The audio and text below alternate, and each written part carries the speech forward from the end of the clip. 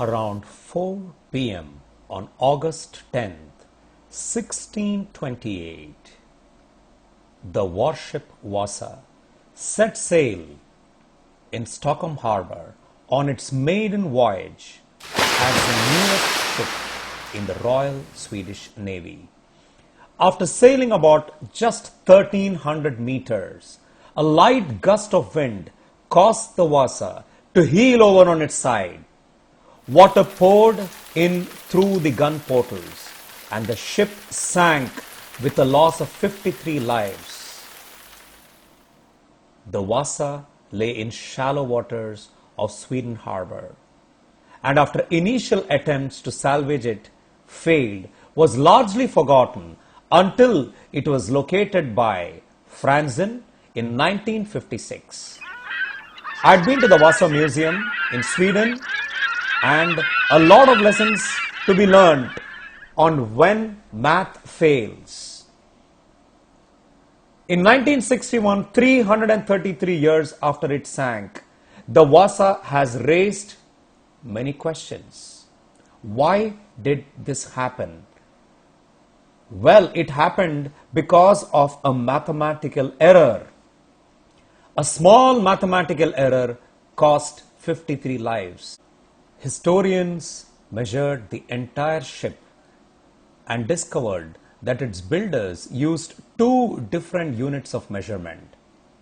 One was the Swedish foot and the other was the Amsterdam foot. These are different parts of the ship. The mainsail, you can see, one is the mainsail, staysail, the spinnaker. These are various technical things in a ship. So how, when in naval architecture, when they make a ship, these are precisely defined, these measurements are precisely defined, and a lot of math is involved in putting all these things together. The difference between the two units, the Amsterdam foot and the Swedish foot, both units of measurement caused one side to one end up heavier than the other. One part was heavier than the other part. This was why the ship leaned to one side and promptly sank after it was hit by two gusts of wind, by the fact that the top of the ship was heavier than its bottom. So you can look at this diagram, how something which is stable, something which is less stable. So top heavy, as we call it, something which is top heavy will topple. So all this happened because of a mathematical blunder that took place.